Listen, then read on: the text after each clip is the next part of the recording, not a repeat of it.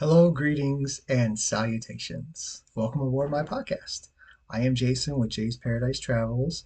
Thank you for tuning into this week's episode. Today I'm going to be talking about my experience with the Colorado Avalanche. I decided to talk about the Colorado Avalanche because recently I went on a trip to Colorado and did podcasts on this of both the Colorado Rockies and the Denver Nuggets. The Denver Nuggets actually share an arena with the Colorado Avalanche. I had seen the Colorado Avalanche years ago, not on this past trip, and I figured since I talked about those previous two teams that I'll go ahead and just keep on the theme with being in Denver and being in Colorado, and I'll talk about my experience with the Colorado Avalanche. Now, lately, when I first started this podcast, I wasn't doing this necessarily, but since I've incorporated it, my goal is to wear a shirt that is going along with whatever team or area or whatever that I'm talking about. I didn't have that when I first started the podcast, but I have incorporated it since. Generally, when I go to a place like, let's say, Goodwill or somewhere like that, that's where I'm getting my shirts. If I go to a team store or Amazon or something like that, I'm going to be paying full price for a shirt that I'm going to wear once for the podcast and maybe once if I go to the game. Some of these teams I've already seen, so I'm just wearing them once for the podcast. The Avalanche would be an example of that. The Rockies and Nuggets, I bought it and actually went to the game and did a podcast as well. So I was able to wear it at least twice. But for ones that I'm just doing the podcast, it's just once. So with that in mind, I try to find the least expensive shirts possible. I've never saw a Colorado Avalanche shirt here in Detroit. Maybe not surprising. But when I was in Colorado over the weekend, I hit not one but two Goodwill stores. They had actually quite a few. I didn't have enough time to go to all of them. And out of all of them that I went to, or the two that I went to, and all the shirts that I seen, I only saw one shirt. This one. This wouldn't be my first choice as regards it does. I mean, it does say Colorado Avalanche, and they have the picture here, but the picture's way down here, so I gotta really prop myself up in order to be in the picture to show it. And it says "Ascend as one." I don't know what that means. I'm guessing that was some sort of slogan they had maybe some years ago during a playoff push or something. I have no idea. Maybe I'll look it up one day, but whatever. Anyways, this is the only shirt I could find. So I'm like, well, might as well get it and kind of squeeze into it. I'm at least an extra large, and I think this is at the most a large. Either way, here I am, and now I'm going to talk about my experience with the Colorado Avalanche. This is going back many years. The Denver Nuggets and the Colorado Rockies were something I saw just really a week ago from the time of this recording. It was really just a week ago. But when I saw the Colorado Avalanche, this was over a decade ago. In fact, it was before I was married. I was married in 2010, and I actually saw them in 2010, but it was before my wedding, before I even met Selena. It was actually in January of 2010. And that day that they were playing, or yeah, the night that they were playing the Nashville Predators. I'll get into the game itself in a bit, but I'm going to kind of lead into how I got there and what I'm doing, my experience with it. Before I do any of that, I'm going to go over my normal little housekeeping. If you would like to go on vacation, specifically a cruise, which is my specialty, or if you would like to go see a game, maybe go see the Colorado Avalanche or some other team that you would like to go see, you can reach out to me and I can help you with it. There's two ways of contact with me. You could reach out to me through email. My email address is j.paradise_travels@gmail.com. That's jay.paradise_travels@gmail.com. Or you can reach out to me through social media. I have an Instagram account and a Facebook account. Both of them are the exact same. Jay's Paradise Travels. It's the name of my business. Jays. There's no apostrophe in there. Jay's Paradise Travels. You can look me up on Instagram or Facebook and reach out to me, send me a message that way as well. All right, so the housekeeping's out of the way. Let me go ahead and talk about my experience seeing the Colorado Avalanche. This experience, in a way, starts out even a few years before that. I don't remember exactly how long necessarily, but a little bit before that, and I'll get into that. So many years ago, before I got married, I was a flight attendant for Continental Airlines that eventually merged with United Airlines. I was a flight attendant with them. And one of the things I like to do when I had a layover was meet friends in different cities. And I had met a brother and sister that were in Denver, Colorado when I had a layover in there, kept in contact with them.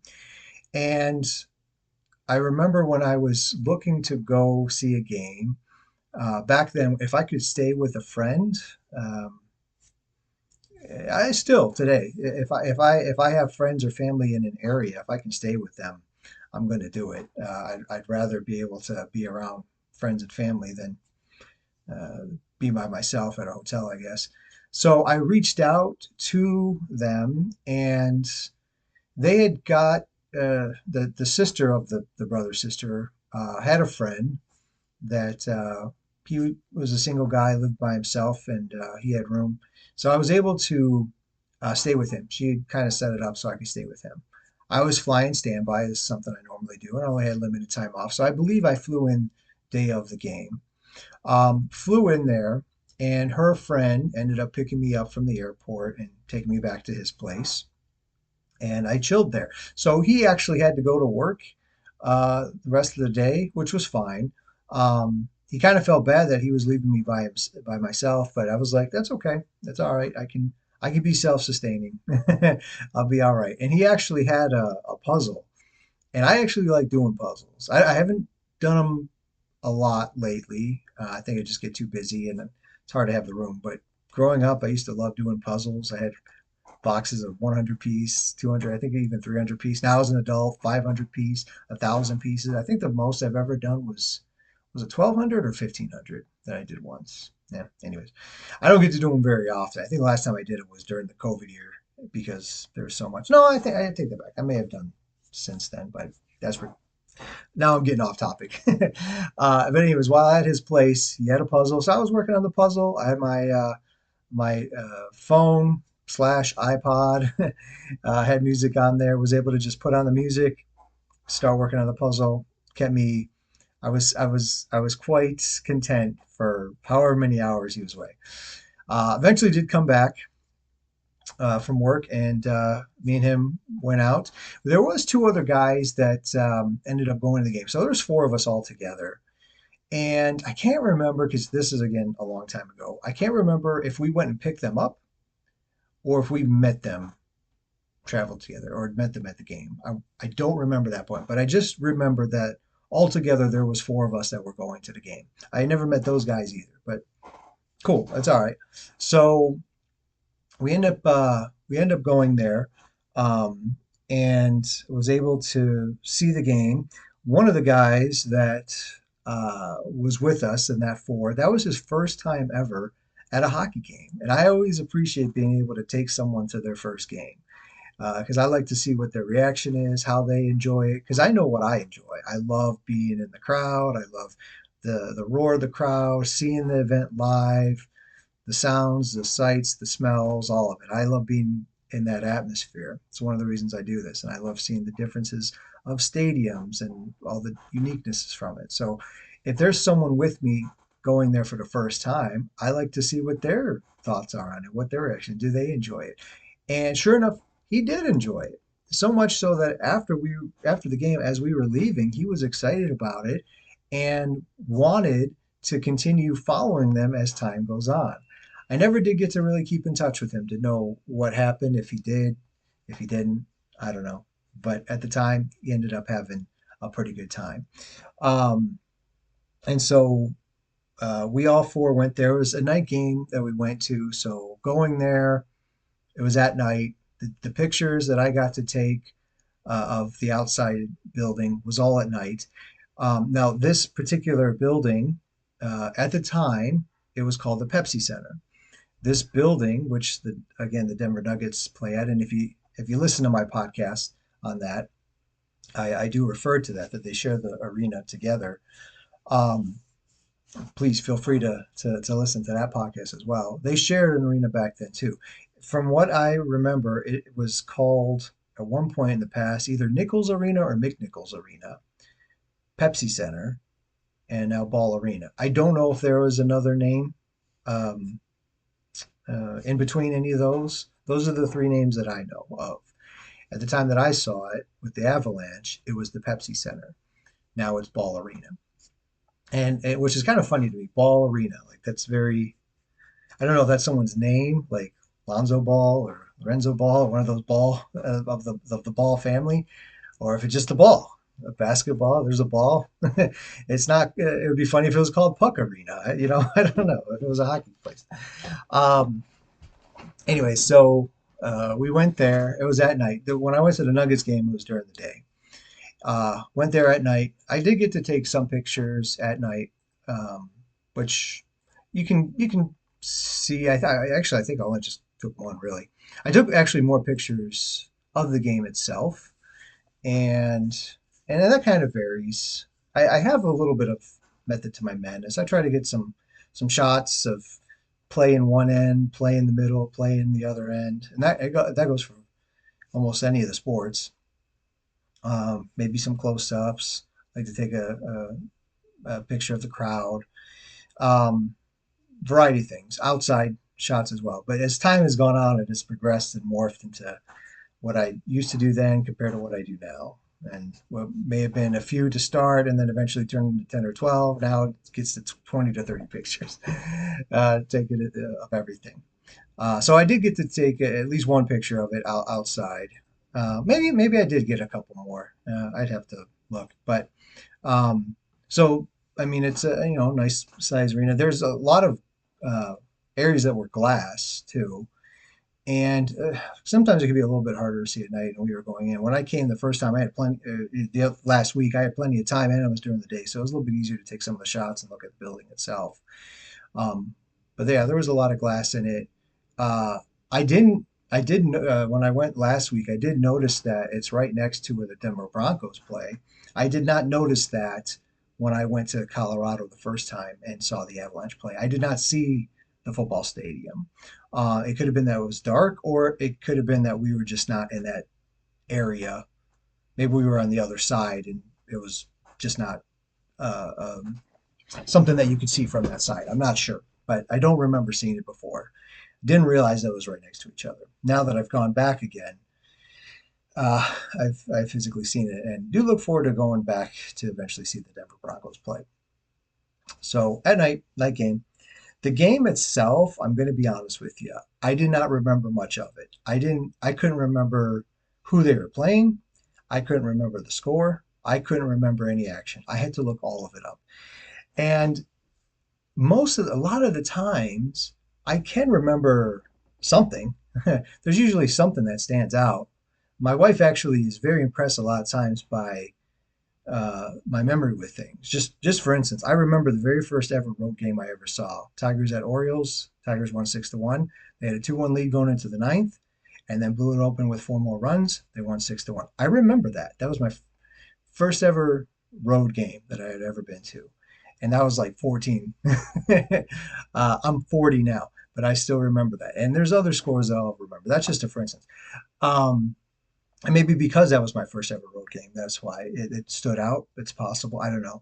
But I could not remember anything about this. I had to look it all up. And maybe when I eventually tell you what happened, maybe there was a reason why. So this is what happened in the game. First period, Matt Duchene scored a goal for Colorado, 1-0 lead. In the second period, Brandon Yip scored a goal in the second to make it 2-0.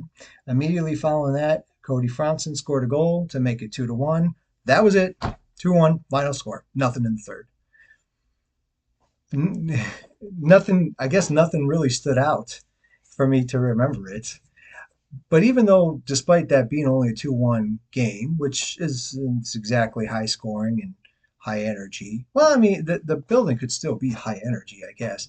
But it was still memorable enough that one of the ones that were of the four of us, the one that first time coming, said that he really loved it and wanted to follow it going forward, even though it wasn't like 7-3 or something, some high scoring game. Hope if he did, cool. If he didn't, well, he didn't do it. So I don't have a lot to say about the game itself. They won 2-1. Good for the Avalanche. Nice for them. That was it. Um, and then eventually after the game, we left. I did notice though that back then they did have uh, a Pepsi. Well, they had Pepsi Center on the building itself, and the way it was. I don't know, it was kind of a unique look. I don't know how to describe it exactly. And the word Pepsi Center was there, but the things that were behind it, whether it was the lighting or something like that, was a little unique. The way it looked, can't describe it, but if you see the picture of it, maybe you'd be like, oh, okay. Uh, Now it's ball arena, so it doesn't even matter. But they also had uh, like a little Pepsi logo type of thing that you could be in front of and I guess take a picture with it. We did, and they had that. So it was the Pepsi Center. Again, now it's Ball Arena, so it's completely different. But I do remember that, and we took a picture with that. That was those were my memories, and then we left. Oh, and afterwards, I think we went to some sort of like bar and grill type of place. Maybe grabbed a bite to eat and had a beer or something like that. And it was fun to hang out with them, even though up until that day didn't know any of them ever. But being able to meet them, hang out with them, spend time with them, that was cool. After that, went back to the guy that I was staying with, his place, stayed there overnight. Next day, he took me back, went home. So the game itself wasn't incredibly memorable. The building is nice, and I had to even that I couldn't quite recall it, but since I got to go back last week, in a way, it is fresh in my mind. The building itself is fresh in my mind, and it is a nice building to be a part of. I did notice that they changed the scoreboard. So the scoreboard that I had seen, because I like to take a picture of the scoreboard, especially with the final score. The scoreboard that I seen last week compared to the scoreboard that I saw what was this, 15 years ago, they were different. It's been upgraded. It's gotten bigger. Um, So they did change the scoreboard, but the arena itself, I don't think they did much changes to that. It's still good. As regards the attendance, it's still a 21,000 capacity. I looked that up. The attendance, it said that it was 12,452. If you listened to my podcast last time, I had mentioned that the number that they had, I didn't agree with. Usually, I don't agree. I think they fudge it and make it more than what it actually is. But last week, I feel like they did the opposite. I feel like the number that they had put for the attendance should have been more because it was a completely packed stadium. Couldn't quite remember until I looked at the pictures I had taken, and it did look like there was still a pretty full crowd. So I do think that there was probably more than 12,000 people in there. How much more? I don't know exactly. I don't know if it was, I don't think it was fully capacity 21,000 like the Nuggets game, but I think it was more than 12,000. So take that for what it's worth. So obviously it probably was still a good atmosphere. It's a hockey game. In Colorado, the Avalanche do have a history of having a good team. And I'm going to talk about the history in a little bit. But they've had a history of it. And and maybe one of the reasons why I couldn't, this was the only Avalanche shirt that I could find, is maybe because the people there like their team and don't want to donate it. That's a possibility. Um, it's it is a possibility. So I don't know exactly how hardcore their fans are. Uh, it may I do remember being there, but it was a long time ago, and I can't recall if they were. I don't think anything stood out that they were insane or nuts, but I don't think it stood out that they were low key either. So still think it's a good fan base. So more than likely, if you were to go to an Avalanche game, you're probably still going to have a good time. And if you're like me that enjoy that lively atmosphere. Now, if you're the road team in it, maybe not as much, right? But I don't know if they're the type that would you would have to worry about going there as the opponent. Some stadiums you do. You're taking your chances because it's just some fan bases are nuts. Let's call a spade a spade. But other fan bases are okay. They may have been one that's okay. I don't know. Now, let me talk about the history about it. There's only so much I can say about the game itself, as I mentioned. And usually I'd like to say how exciting the game is to maybe want you to go, and I'm sure it is. Back then, even though it's not staying in my mind because it was 15 years ago, I'm sure it still was a fun game, even though it was only 2-1. They won 2-1, and enough so where that one guy was enjoyed it, wanted to follow him again. So it was probably good enough. So I'm sure it's a good atmosphere, even if I can't remember it. But the building itself would be pretty cool to see too. All that would be a good reason to go see it. I even if I can't say much about the game itself. But there is a history of Colorado, and I say that because I am from Detroit. I have been I'm born and raised in Detroit. I've lived in New York. I've lived in Texas, but I'm born and raised in Detroit. So when it comes to the sports teams, my heart is with the Detroit teams and Michigan football, as you can see, right? um, when I lived in Houston, I did get an affinity for the Houston Texans. They became like a second team to me. Other than that, it's all Detroit teams. And I grew up when I was a young person. I grew up, so I was born in '84. So the '90s was kind of like my young teenager to adult years. And during that time frame, when the Red Wings were a really good team, and every year they were in the playoffs fighting for the Stanley Cup, they won it a few times. Um, but during that time, the Colorado Avalanche also had a good, solid team, and they had a very, very heated rivalry amongst themselves. It started, I believe it was in '96 that Detroit, I think it was the year that Detroit actually had gotten the record for most wins in a regular season. It's an 80, I think at the time it was 84 games. They've dropped it down to 82 now. And they had won, I think they had won 62, if I remember. I think that was the record. So number one in obviously their conference, number one in the NHL. They go to the playoffs, and they come up against the Colorado Avalanche and could not beat them. They ended up losing, I believe it was 4 games to 2. And the previous year in '95, they had went to the Stanley Cup Finals for the first time in many years and got swept by the New Jersey Devils. So it was like, man, they cannot get over the hump and win the Stanley Cup.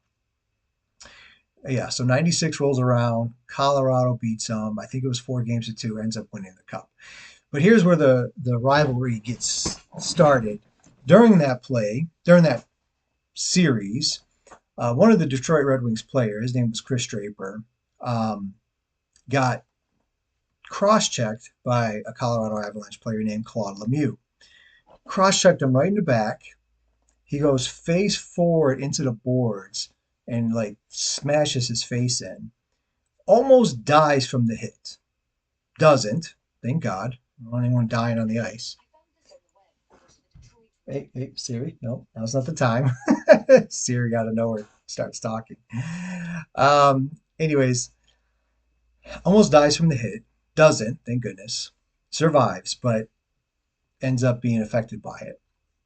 And dirty move, obviously, people in Detroit can't stand him. The guy that hit him, his name was Claude Lemieux. And that just fueled it back and forth. Um, and to add insult to injury, Colorado wins the series 4 games to 2. And so the following year in '97, 3 games. So at the time, because they were in the same conference but different division, the way the schedule worked, you would play another division within your same conference 4 games, 2 at home, 2 on the road. And the first 3 games that Colorado and Detroit played, Colorado won all 3 games. And Detroit they were a good team, but they just could not get over the hump of Colorado. Colorado had star players like Joe Sakic, he was their captain, awesome player, one of the best wrist shots I'd ever seen in my life. Peter Forsberg, who was a phenomenal talent as well. They had Claude Lemieux, the guy that checked him. He was on the team, and a bunch of others. Their goalie was Patrick Waugh, who was a good goalie. He was uh, a thorn in Detroit's flesh and annoying as all could get out, but he was a good goalie. They had all these players, and they had a good team, and plus many more. I just don't have time to name them all. They had a good team, and Detroit just could not get over that hump. Well, there was a game in March that was closer to the end of the season where Colorado, this was their 4th game during the regular season. They beat them all 3 times, goes into Detroit, and there was a ton of fights in that game. The first one was like Forsberg and Larionov, which Larionov was, they called him the professor. He was not an enforcer at all, but somehow he got into a fight with Forsberg that day. That's kind of started it off. And then at a certain point during the game, Darren McCarty, who is one of Detroit Red Wings enforcers, he was one of their tough guys, just goes after Claude Lemieux. I think there was a whistle, and next thing you know, pops him, and he goes down, and he just starts beating on him. Now, I'm telling a story here. I'm not in any way condoning violence or fighting. That's not me, but this is just what happened. So he's going after him, And Claude Lemieux is just trying to protect himself, so he's just kind of you know trying to protect his head. But McCarty's getting his shots in because you see the blood later on. And I know as you describe this, you're thinking there's a stigmatism about or stigma about hockey and violence and fighting and all that, which it's there, but I'm going to address that in a minute.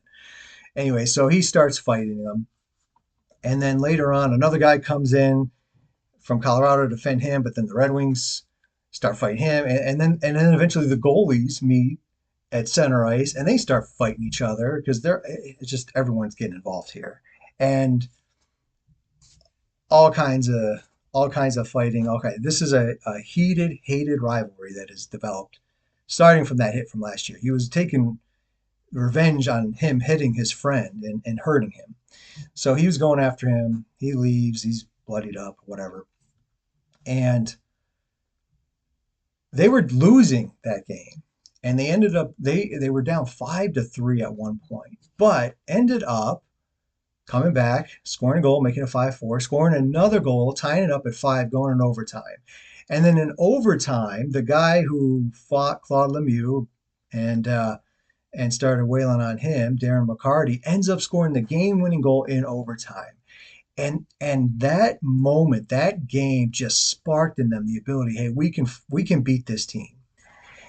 And so that ended up spurring them on. They were, and then they also acquired another guy named Brendan Shanahan, who ended up being just another key piece of the puzzle to be able to get on the run. They eventually did play Colorado again in the Stanley Cup playoffs, not the finals, but in the playoffs, and because they had beaten them then in March, it was able to spur them on to be able to beat them in the playoffs again, and eventually go on and win the Stanley Cup.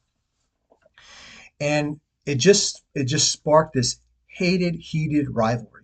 The following year, which now we're looking at '98, there's a game in Colorado, and within a second of the puck drop, McCarty and Lemieux were against each other. This is now McCarty had just started wailing on him that one game. Now Lemieux fights him again, and he's actually going to fight him. I think McCarty still won the fight, but Lemieux at least fought back this time instead of just trying to protect himself. And in that game, the goalies again fought each other. Red Wings had a different goalie this time, but Patrick Waugh was still on that one. And the way that they count a victory of a fight in hockey is when one is pinned. Someone could just be punching him 100 times, but then he gets pinned and he lost the fight. That's kind of how the way that you win a fight in hockey. All that, and there was plenty more games, fights, and all that stuff, and whatever. With that being all said, Colorado and Detroit were a heated, hated rivalry. Very similar to right now how Michigan, Ohio State, and I'm sure you can think of some other rivalries, more so college sports. I feel like professional sports don't have it as much anymore, but back then they did, and this was one of them. Just they absolutely hated the color scheme. You looked at someone that was wearing that logo, you just automatically you can't stand that person. You don't like them, and that's how it was. Detroit and Colorado, they hated each other. They were a heated rivalry. And I grew up, and I was young, still immature, so that's how I felt about Colorado. Back then, I would not be wearing this shirt at all. Back then, I wouldn't even be caught dead. I hated the logo. I hated the players. I just, all of it could have just been blown up and I would have been fine. Get that team out of here. That's how I felt back then as a kid. Immature, young, stupid punk kid. Anyway, so that all of that being said is because there is a history with Colorado. They've had winning seasons. They've won Stanley Cups. They had a heated rivalry with Detroit, and it's not like they were not like Detroit, Chicago, or uh, Colorado, and I don't know what's close to Colorado, Nebraska. I don't know, something like that. They're far away from each other. They're not even in the same division, but they that playoff hit sparked it, and it just continued on for quite the longest time. But as time goes on, people retire, people get traded, people move on. Um, all that was in the late 90s, 96, 97, 98. It kind of was there for a good 3, 4, 5 years, whatever it was. But as I said, people eventually move on. Eventually, when the Detroit Red Wings last won the Stanley Cup, it was in 2007. That was their last Stanley Cup victory. And that year they did play Colorado. I was living in Houston at the time. They swept them 4 games to nothing. And I remember at that point, pretty much everyone was gone. There was hardly anyone from the team, maybe a couple people. And I was just like, okay, good for them. It just to me it didn't seem like a rivalry anymore. And to this day, I mean, I think about it. I don't look at Colorado and have the same. I'll put it this way: how a Michigan fan would look at Ohio State, or if you're a Ohio State fan listening, how you would look at Michigan. Just that I can't stand them. That type of feeling. I don't think Detroit and Colorado have that anymore. I don't. I don't look at Colorado. I wouldn't be wearing the shirt probably if that was still the case. Um, I don't think they look at them. They're not even in the same conference anymore. Time has gone on. The NHL has changed, and they're not even in the same conference anymore. They play each other once, maybe twice a year, something like that. All those players are gone. The people that are on the team now, I don't even know if they were born then, which just makes me feel old. I don't even think they were born then. So that heated rivalry, it came and went. Um, and to address the fighting thing, I know it probably sounds awful. That's how it was back then. I don't Hockey is not like that anymore. And I will put it this way: if you see a fight in basketball, people are getting ejected. If there's and it just is a big melee that happens, and it's just this big huge thing. Same with football, same with baseball. It's just this thing that's ridiculous. Hockey, it's different, and it's not that it's. I am not condoning fighting or violence at all. Some people love it for that reason. That's up to them. I'm a peaceful person. I don't like fighting. Um, but it's kind of like the best way I can describe it is it's boys being boys. If you got a bunch of boys in the playground, they start roughing each other up a little bit, but then it doesn't ever get too far, even though what I describe probably does sound that way. Um, but it's like you fight it off, you blow off your steam against each other, and then you separate and you go your separate ways, and you respect the person at the end of it all, and maybe even get a beer after the game. That's kind of how it is. And to drive the point home, now I haven't seen it.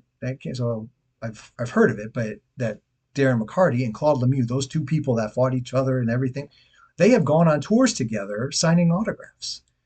Again, it was a heated rivalry that came and went. The fighting in hockey comes and goes. It is not what you see if a fight breaks out in football or basketball or baseball, which gets nuts. It's like this controlled little. These boys are going to blow off steam, fight each other. Boys will be boys. They separate. They go their separate ways. I've even seen them like pat each other on the back after the fight was done. I don't know. I don't know if you'll understand that if you hear this. Maybe you do. Maybe you don't. I don't know. Anyways, but that was all going on with Colorado and Detroit back years ago, and it made for fun hockey to watch. I mean, because it was so heated. I mean, you didn't want your team to lose, and you hung on so much to what they were doing, and you just at least I know I was because I was super passionate with it. I have now since then grown up, matured. I don't have that strong, even with let's say Ohio State and Michigan. I don't look at them and feel hatred towards them. It's not my favorite team in the world. I don't particularly care for them, but I don't feel like, oh my gosh, I hate this team. Because that is such a strong word. But I know that's me amongst the fan bases they do. Um, and so, anyways, I don't feel that way anymore towards Colorado. I did back then. As time went on, that left. Now I don't think about them at that way at all. And they even won the cup a couple years ago. I tried taking pictures of the banners, and even when they won, it wasn't like, oh, of course, this team I can't stand won the cup. I just like, all right, good for them. Good for them. They won a cup, and they used to even be called the Quebec Nordiques many years ago. Before that, they were in Quebec I don't even know how long exactly, but they moved to Colorado from Quebec back in the mid '90s, '95 or something like that. And I still to this day, sometimes it just charged me up. One of those, or if I'm on my way to go play hockey, I will pull up on YouTube, ESPN Hockey Night theme, because the theme has changed, but back in the '90s, that theme for ESPN hockey, man, I love that theme. Nostalgia, call it nostalgia, I don't know, whatever it is, but I just love it. It pumps me up. But there was one where, oh my goodness, what is that guy's name now?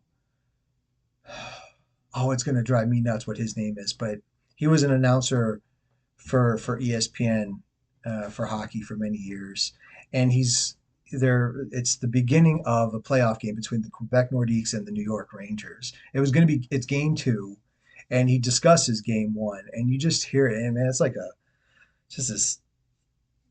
I don't know, something about it when I listen to it, like a call to action. It just go out there and I don't know. I can't describe it, but I love listening to it. I love hearing it. Um, Yeah, so I still to this day listen to that, and that's from Colorado, Quebec, but it's the same thing, same players. Yeah, and I remember, and this is how much I've changed too. Years later, when there was the Winter Classic that came to Michigan, and I say Michigan, not in Detroit. They didn't play at Tiger Stadium or Comerica Park. They played at Michigan Stadium, and I worked for Michigan Stadium.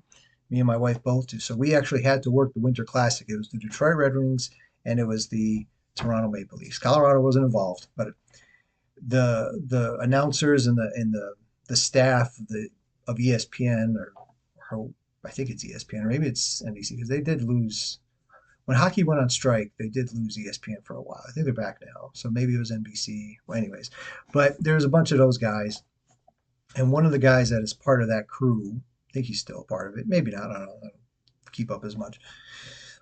His name is Keith Jones, and he Keith Jones was one of the players on the Colorado Avalanche back when I was growing up. And when I met him and talked to him, he was the nicest guy. And I told him, I used to hate you so much. I hated everyone on your team. I hated all of you. I wanted to see you all dead. I hated all of you. He just laughed. He was the nicest guy. And there was like kids. I brought him some kids to meet him, and he was so nice to them too. Nicest guy. And, and again, as an adult, now that I'm more mature than I was when I was a kid, it just these players are people. They have families, they have lives, they have personalities. They're not just. I mean, yeah, they're wearing a jersey of a team that you may not care for, but they are a human underneath that jersey, and it just goes to show you they have everything that you have too. They're just for a job or whatever they're doing something a team that you may not care for, but they are humans at the end of it all, and then really we all are too. I guess as time has gone on, I've been able to appreciate that more. Um, and sometimes they may do or say things that annoy you outside of it too. It is what it is. But as regards for him, when I met him and talked to him, I just saw, man, this dude is one of the nicest guys. And some of the other crew were not exactly. They were either standoffish or didn't act very nicely. And it's like, okay, whatever. That happens too. But this dude, who I hated as a kid and wanted to see dead, just was one of the nicest guys. Yeah. So I could probably go on about the Detroit Red Wings and Colorado Avalanche rivalry before, but that is come and gone. If you are a Detroit fan or if you are a Colorado fan and you still have those feelings towards the other team, okay, that's interesting if you do. Cool. That's fine, but I don't think it's still there. In all honesty, it may be, but I don't think it is. I don't hear it or see it, but I'm not around the Avalanche fan base either to know. And the Red Wing fan base, I have not noticed. Like I feel like as time went on, other rivalries came. Like for a while, it was Pittsburgh because they played Pittsburgh in the Stanley Cup Finals a couple of years, and there was some stuff with them. And then you got their division rival, like the Blackhawks or the Blue Jackets or the Blue. I don't know. Yeah, I don't think it's quite there anymore. But a hockey game is still fun to go to, And if you are fortunate enough to go to a game, I don't know if there's that much heated rivalry in sports in general now. I feel like you'll have, yes, there will be fights here and there in hockey, but I feel like we've kind of come a long way where we don't have that anymore. There's a lot of money that all these players are being spent. It's a job. They respect each other. I don't know. I don't see the hated rivalries in professional sports as I used to back then. I could be wrong on that, but anyways, but they're fun to go to. And if you do want to go to a game, let me know. If you want to go out to Colorado, see the Avalanche, and take in a game, I'd be more than happy to help you with that, or any other team in Colorado or anywhere else. Or if you want to go on vacation, go on a cruise again, that's my specialty as always. I'm going to mention that. Feel free to reach out to me. You can reach out to me at either j.paradise_travels@gmail.com. That's my email address, jay.paradise_travels@gmail.com. Or you can look me up on Instagram or Facebook, where I post pictures of these games that I go to. You can look me up at Jay's Paradise Travels, Jays. There's no apostrophe in that. Jay's Paradise Travels. Be more than happy to help you out with that. And I mentioned this before in other podcasts. I'll mention it again. To me, it's kind of funny when it comes to these teams in Colorado. It's in the state of Colorado. They're all in the city of Denver. They are not far from each other, and half of them are named Colorado, and half of them are named Denver. Colorado Rockies and Colorado Avalanche. They don't even share a building. And then you got the Denver Broncos and the Denver Nuggets. They don't even share a building. And the two teams that do share a building don't even share the same name. One is Colorado, the Avalanche, and one is Denver, the Nuggets. How they came up with that? Who decided that? I don't know. It cracks me up. Like here in Detroit, they're all Detroit. There's no Michigan Red Wings. There's no Michigan Pistons. And you go to other areas, Chicago. It's all Chicago. Blackhawks. There's no Illinois Cubs, Illinois White Sox. It's all Chicago. How they divided it half and half. Why? How? I don't know. Whatever. That's their prerogative. But to me, it's kind of funny. Anyways, if you do want to go see them, though, I'd be happy to do that. Let me know. And I hope you enjoyed this podcast today. I hope you found some entertainment in it, got to learn something, take something away from it. If you did, please like the video itself. Definitely appreciate that. That's always a big help. All these things that podcasters need to keep their podcast going, such as liking the video, subscribing to the channel, definitely is a big thing, and sharing it with other people. Let them know. And I say that not just for the video purposes, and that's all part of it too. But my videos I come out are not for entertainment, although I hope you get entertained by them. But they're a way for me to be able to share my name, my business with you and with others. And so whether it's you that would like to take advantage of my services or other people that you might know that would like to, all that stuff helps with the algorithm to get videos out there so other people can know my name and reach out to me. Because ultimately that's my goal. I want to be able to help you and others to be able to go on a trip, go on vacation, make the world a happier place one vacation at a time. So please feel free to do all that stuff and reach out to me if you do. Thank you so much again for listening. I look forward to talking with you again another time later. Take care. Bye-bye.